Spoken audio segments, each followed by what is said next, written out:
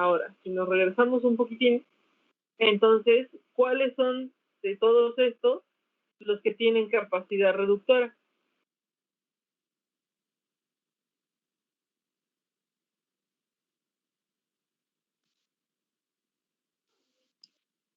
La triosa, la pentosa y la hexosa.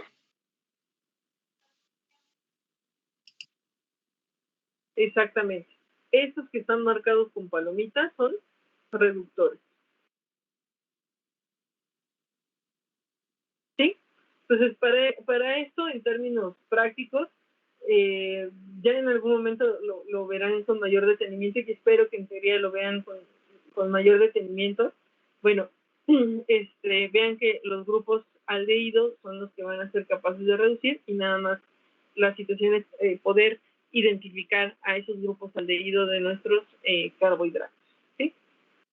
Entonces, bien, esos son los agentes o los carbohidratos que son capaces de reducir.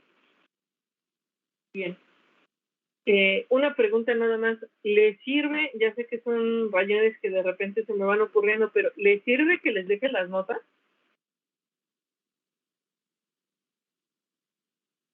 ¿O se las puedo quitar? Sí, sí las puede quitar. Vale. Bueno, ahora, enlace glicosídico. Vamos a verlo muy rápido nada más, ¿sí? Tenemos diferentes tipos de enlaces. Los más comunes son estos que llamamos enlace alfa 1,4, el enlace alfa 1,6 y los enlaces beta 1,4. Y aquí les pongo algunos carbohidratos que lo pueden tener. En este caso, esta es una molécula de glucógeno. Y el glucógeno tiene dos tipos de enlace porque forma ramificaciones. Los que van a estar en la cadena lineal, que es este espiralito que gira aquí, el principal, van a tener enlaces alfa 1,4, y estas ramificaciones que están aquí marcadas son los que van a tener un enlace alfa 1,6. Pero no vamos a hablar mucho de eso, nada más es para que lo reconozcan. Ven que aquí están numerados los carbonos, y acuérdense que como en cualquier nomenclatura, vamos a empezar a partir del grupo funcional más cercano. En el caso de la glucosa, pues nuestro grupo funcional es el grupo aldehído, así que está aquí este oxígeno del aldehído. De tal manera que aquí es donde vamos a encontrar, déjenme cambio de color porque esto se ve medio raro, pero bueno, aquí se ve nuestro carbono 1, aquí está 2, 3, 4. 5, y este grupo que sobresale aquí, que si ustedes lo notan, voy a regresarme un poquito, ese grupo que sobresale ahí, en ese ciclo, es este que está aquí. Ajá. Fíjense cómo todos estos carbohidratos van a tener estas terminaciones, CH2 o H, ya sea para una orientación o para otra, pero todos los van a tener. Entonces, y cuando se pliega, cuando se forma ese ciclo, es como si este carbono de aquí se uniera con este de acá. Bueno, en el caso de las triosas no pueden hacer eso, pero las hexosas, por ejemplo, sí. Entonces, este grupo aldehído va a ayudar a que se forme este enlace, se va a plegar y se va a unir con este carbono 1 con este carbono 5 a través de este oxígeno se une. Y por eso se forma ese ciclo. No se preocupen, no lo vamos a ver ahorita. Nada más es para que más o menos visualicen por qué lo estamos numerando así. Entonces, aquí tenemos el carbono 1 y decíamos que este es el 4. Entonces, vean cómo se está enlazando carbono 1 y carbono 4. Y lo llamamos alfa por la forma que tiene. ¿Cuál es la manera fácil de identificar? Si ustedes escriben una letra alfa, ¿cómo la escriben? Hacia abajo, ¿no? Bueno, ahí me quedó muy de pececito, pero se escribe hacia abajo.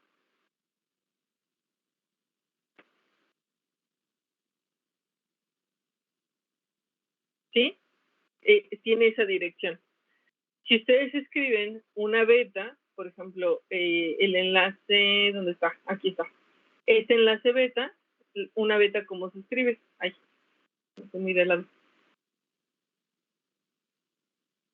Hacia arriba, ¿no? Empezamos esa escritura. Entonces, así lo podemos reconocer. El enlace beta siempre va hacia arriba y el enlace alfa van hacia abajo. Entonces, 1 y 4, de este lado tenemos un alfa que nuevamente va hacia abajo y tenemos 1 y 6, este es el carbono 6, y de este lado tenemos beta 1, 4. Este, acuérdense, nuevamente, este es el carbono 1 y este es el carbono 4. Entonces, esos son los enlaces, aunque puede haber diferentes tipos de enlaces. Esta no sé qué hace aquí, la voy a quitar. Bueno, aquí tenemos disacáridos de importancia, por ejemplo, la sacarosa, que es el azúcar común, el azúcar de mesa. La lactosa, ¿qué le suena? ¿Dónde la encontramos? En la leche. En la leche, muy bien. Y luego tenemos aquí la maltosa. ¿A alguien se le ocurre dónde la encontramos? En la cerveza. ¿Cómo, Emanuel? En la cerveza. En la cerveza, muy bien. Son muy jóvenes para saberlo, pero sí. Entonces, lo podemos encontrar en la cerveza. De hecho, esta maltosa también la conocemos como azúcar de Malta. Y es por eso que, aunque pues no tiene un sabor dulce la cerveza, a menos que sea de esas cervezas extrañas, pues lo que vamos a encontrar es que sí tiene un aporte calórico muy grande, porque esta maltosa tiene pues justo eso, un aporte calórico enorme. Entonces, bueno, de ahí que haya salido luego las ideas estas de las cervezas light y todo eso, porque tienen un gran contenido de maltosa. Lo que se hace en esas cervezas ligeras o light de dieta es eliminar parte de la maltosa que pueden tener. Por eso tiene un pequeño sabor diferente y en algunos casos es un poco menos amarga, porque la maltosa también permite que haya una mayor fermentación.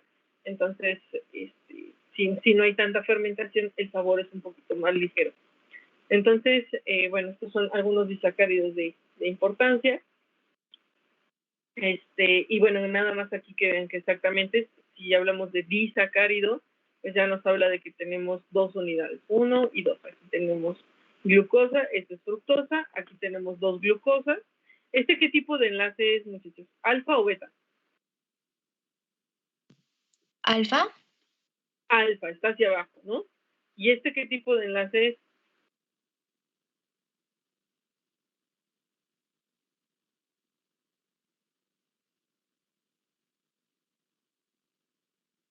El de la lactosa.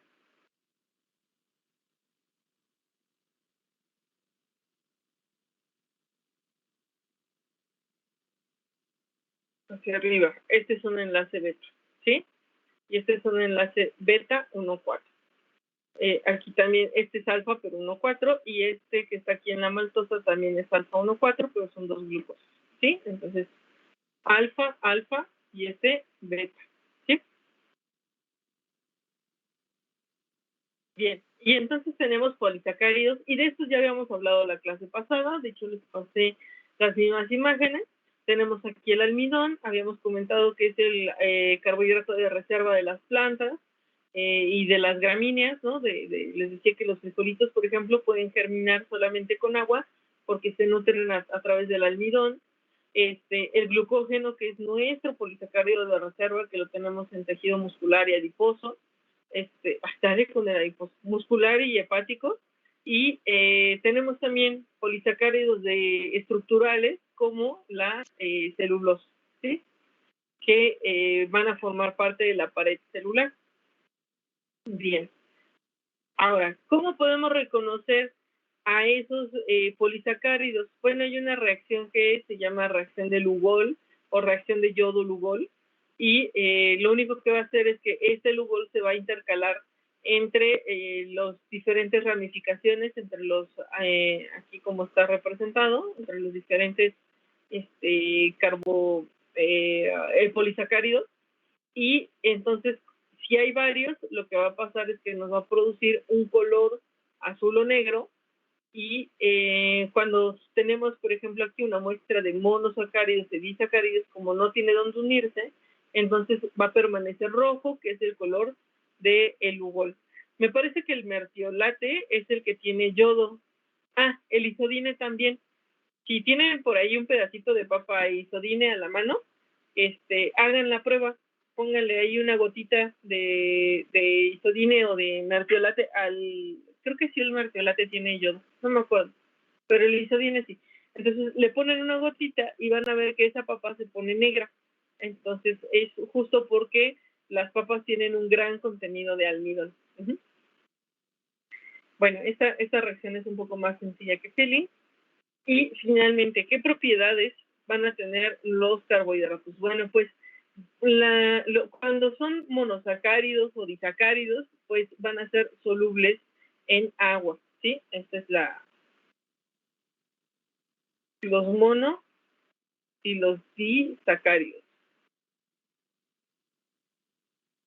Probablemente un trisacárido, un tetrasacárido, puede ser que sí tenga cierto nivel de solubilidad, pero conforme más grande sea la cadena, más difícil va a ser solubilizarlo. Por ejemplo, vean, aquí todavía con un monosacárido, déjenme... bueno. Perdón, déjenme checar dónde está. Vamos aquí. Con un monosacárido, pues es más fácil ver que sí va a ser insoluble. Vean todos estos grupos OH que tiene aquí. Si tiene todos esos grupos OH, pues es que fácilmente se va a poder mezclar en el agua. Pero si estamos hablando, vean, ya de una estructura de este tipo, pues nada más, ¿qué parte lo puede hacer soluble? Este de aquí, por ejemplo, no, ni este porque está aquí en competición, ahí está este de aquí. O sea, ya se van reduciendo los grupos que van a poder hacer solubles a los carbohidratos en agua.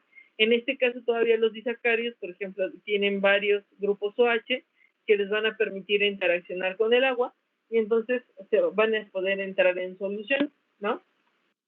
Sin embargo, pues vean, con estas cadenas tan enormes de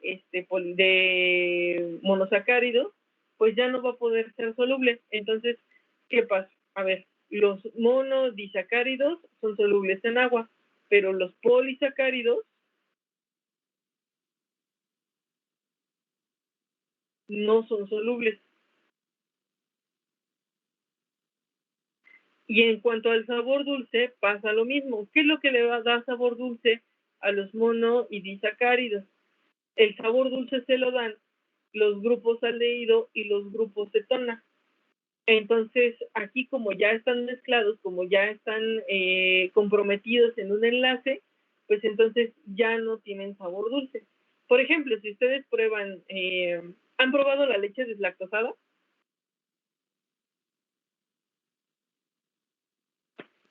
Sí. ¿Y qué sabor tiene a diferencia de la leche normal? Más dulce. Es más dulce, ¿sí? ¿Por qué es más dulce? Pues porque vean, me voy a regresar otro poquito. Aquí está la lactosa. ¿Qué es lo que se hace? Este enlace es el que se rompe. Y entonces ya tendremos aquí dos lactosas separadas, dos glucosas separadas, ¿sí? Bueno, una glucosa y una galactosa, perdón, esto es galactosa. Entonces, ¿qué va a pasar? Que un monosacárido es más dulce que un disacárido, de tal manera que no es que le hayan eliminado la lactosa a la leche, simplemente que la lactosa que está aquí la rompieron, la dividieron en glucosa y en galactosa, y entonces ahora tiene un sabor más dulce, ¿sí? Entonces, eso es lo que se hace en ese procedimiento.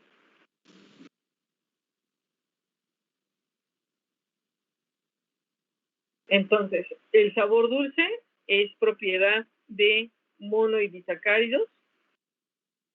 Nuevamente.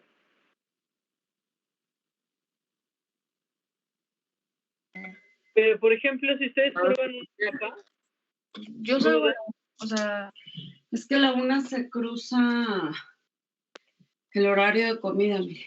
yo estoy libre a partir de la 1, de ahí en fuera el horario que tú quieras. Te estoy preguntando. si ustedes prueban una papa cruda, por ejemplo, esa papa cruda no tiene sabor dulce, a pesar de que tiene almidón, ¿no? Por ejemplo, déjenme ponerlo del otro lado para que sea corto. El almidón tiene una estructura parecida a la que tiene el glucógeno.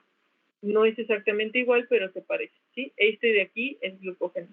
Si nosotros, de hecho, lo pudiéramos probar, glucógeno. Si nosotros pudiéramos probar el glucógeno, extraerlo y probarlo, tampoco tendría un sabor dulce, porque estos extremos no reductores que están aquí y todo el compromiso que ya tienen nuestros grupos aldehído en los enlaces glicosídicos, pues ya no permiten que tenga ese sabor dulce. Entonces, estos polisacáridos no tienen un sabor dulce, ¿sí? Entonces, esa propiedad es únicamente de mono y disacáridos, ¿sí? Entonces, bueno, son de las propiedades que nosotros podemos reconocer. Solubilidad, palatabilidad y, bueno, el contraste que tenemos entre los mono y disacáridos con los polisacáridos. Bien, entonces, bueno, este nada más es el mecanismo de reducción del feeling, pero no es necesario que se lo aprendan. A lo mejor en teoría lo ven o en algún otro momento, pero ahorita no es mucho de nuestro interés. Entonces, bueno, ¿tienen alguna duda hasta aquí?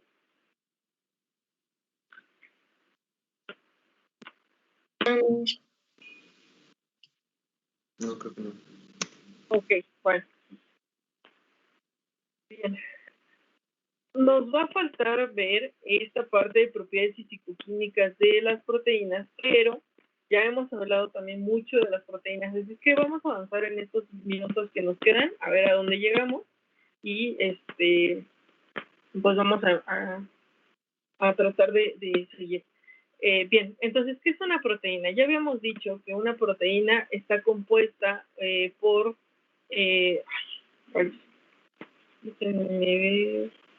no funciona. Bueno, una proteína va a estar compuesta por es una cadena de muchos aminoácidos que están enlazados entre sí mediante un enlace peptídico, ¿sí? Eso es una proteína.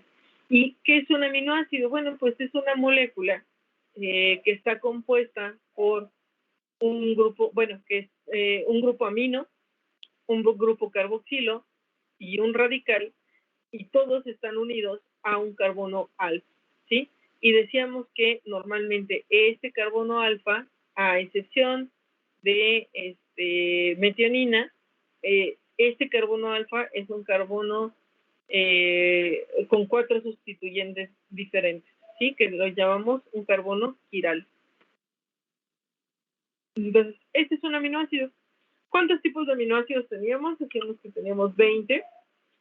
Tenemos diferentes clasificaciones. Y ahorita, ¿por qué les pongo esto? Lo único que quiero que vean es que tenemos una gran variedad y que ustedes distingan que estos aminoácidos van a tener diferentes cargas en su estructura. Por ejemplo, aquí nosotros tenemos, este es el grupo carboxilo, este es el grupo amino y este es el grupo R del aminoácido, que es un...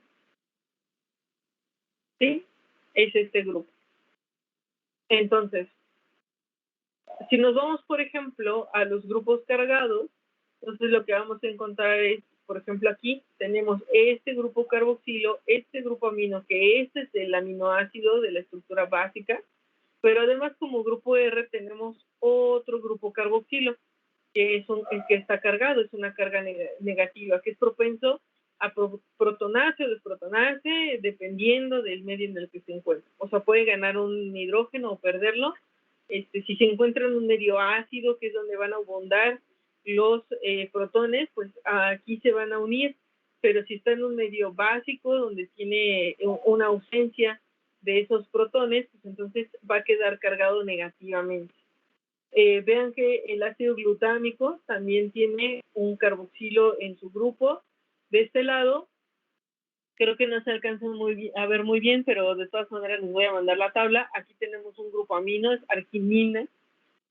Histidina también es un grupo cargado. En fin, muchos de estos aminoácidos que tenemos aquí van a tener cargas, y esas cargas pues le van a permitir tener interacción con otras moléculas, particularmente con el agua. ¿Por qué hablo del agua y de solubilidad en el agua y todo lo bajamos en el agua? Porque pues estamos hablando de bioquímica, ¿no? Y entonces los seres humanos somos mayoritariamente agua. Lo que rodea nuestras células y lo que está en el interior de nuestras células es agua. Por eso todas las propiedades de estas biomoléculas se van a definir con base en las propiedades que tengan en el agua. Bien, entonces, bueno, ya les señalé todos esos grupos que son importantes, y les decía, nada más para especificarles que son importantes por eso, porque van a darle diferentes propiedades de acuerdo a su carga a nuestras proteínas. Entonces, esta es una estructura primaria, ya lo habíamos dicho, esta secuencia de aminoácidos uno tras otro que está unido mediante un enlace peptídico. Nada más reconozcan esto. Tenemos aquí un grupo amino terminal, un grupo carboxilo terminal, y este es el siguiente grupo amino de mi siguiente aminoácido, y vean que los que se están uniendo para formar el enlace son estos dos, el carboxilo y el amino del siguiente, ¿sí? De tal manera que como van en cadenita, todas las proteínas van a tener un amino terminal y un carboxilo terminal. Entonces, vean justo aquí, es lo que estamos viendo, este grupo amino terminal y este grupo que está aquí, un carboxilo terminal, ¿sí? Bien, ahora, van a tener diferentes estructuras.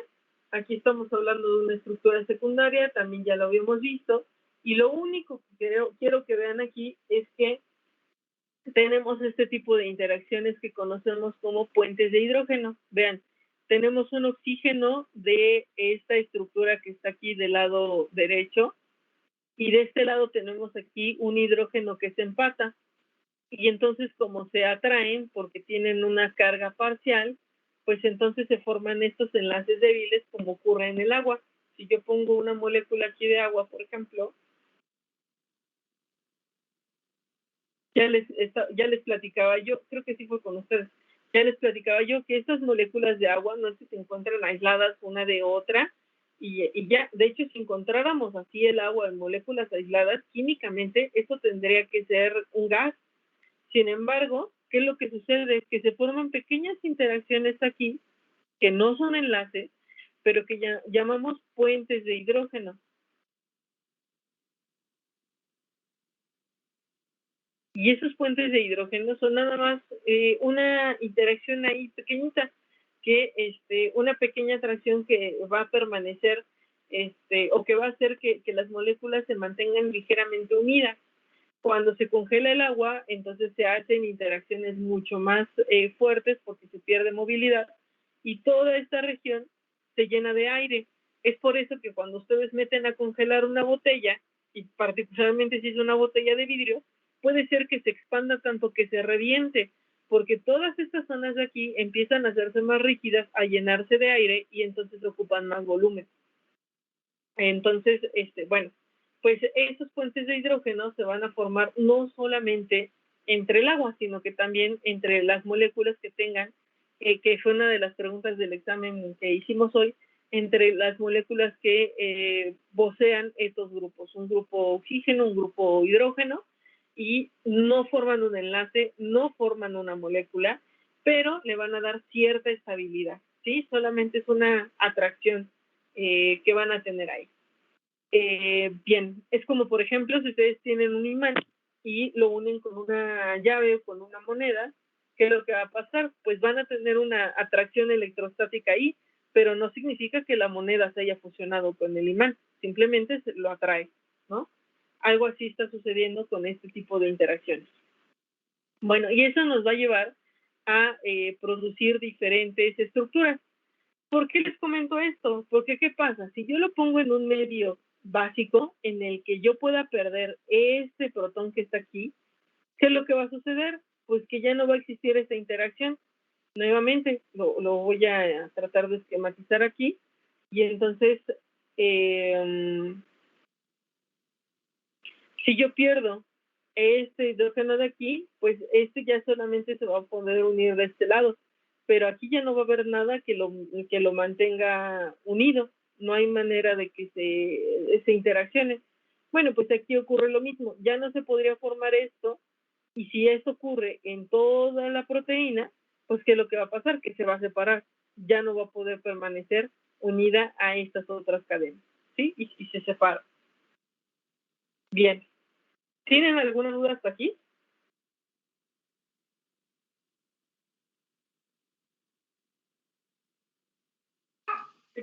No, maestra. Ok, bueno, sé que es mucha información ahorita de momento, pero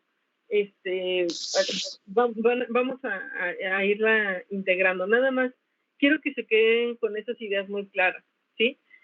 ¿Cómo está constituido un aminoácido? ¿Cuál es que sepan ustedes identificar el enlace peptídico? Que comprendan que aquí existen diferentes tipos de interacciones por cargas que si cambian, pues se van a perder. ¿Y por qué les comento esto? Porque cuando se forman todas estas interacciones, se van a generar compuestos más complejos o estructuras más complejas. Si bien, por ejemplo, estos que están aquí enrollados de esta manera, bueno, pues vienen de esta estructura que se toma aquí, y creo que aquí no hay vertebras. Pero bueno, dentro de esta estructura también se pueden encontrar estas otras de aquí, ¿sí? ¿Qué pasa cuando se pierden? Pues esta estructura ya no puede ser la misma y entonces vamos a regresar a esta cadena lineal que encontramos aquí, como si fuera un hilo nada más. Cuando ya no hay interacción, eso es lo que va a suceder. Les decía, como en el cable de sus audífonos, van a formar diferentes estructuras, ustedes lo echan ahí en su mochila y se forman hasta nudos, entonces tienen una interacción, pero en el momento en el que ustedes lo sacan y lo desdoblan y ya quitan ese nudo que se forma ahí, pues ya no tiene esta estructura de madeja, sino que ya tiene ahora una forma lineal, ¿sí? Y bueno, nada más que sepan que hay estructuras un poco más complejas en los que si unimos varios de estas estructuras como la que tengo aquí, pues podemos generar esto. Pero si, por ejemplo, esta es la hemoglobina, si yo quito toda esa estructura de la hemoglobina, esa hemoglobina pierde función. ¿Cómo se le llama esa pérdida de la estructura en las proteínas? Se le llama desnaturalización.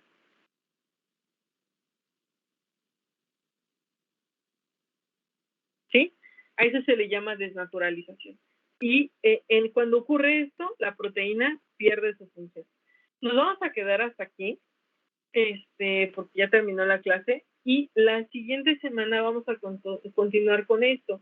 Sin embargo, dentro de las hojas que les voy a dejar de ejercicios, va a haber un par de actividades extras que van a tener que ustedes que investigar para ya nada más concluir con esto. Vean lo que nos falta. Nada más tipos de proteínas fibrosas y globulares, reacción de Biuret y propiedades de las proteínas que vamos a ver muy rápido. Y también vamos a ver lípidos y DNA. Entonces, bueno, les voy a subir la presentación. Si tienen oportunidad, vayan checando. Esta es una página que bueno, en realidad yo la construí, pero el material es de los profesores de bioquímica de la Academia de Bioquímica de Ciencias Biológicas, y bueno, para que revisen ahí un poquito el material que hay, si es que algo les sirve, y vamos a hacer una práctica, bueno, esta es recomendación para ustedes, una práctica en casa que se encuentra en esta página, ¿sí? Esa la platicamos la siguiente semana. Entonces, esperen las instrucciones de lo que les comentaba al inicio de la clase y pues nos vemos la siguiente semana para terminar con estos temas y estudien mucho porque nuevamente dentro de 15 días tenemos el examen, ¿sí? Hoy en la tarde les publico y cualquier cosa, pues ya saben, tienen mi número, tienen mi correo o por el Teams también me pueden contactar para cualquier duda que tengan.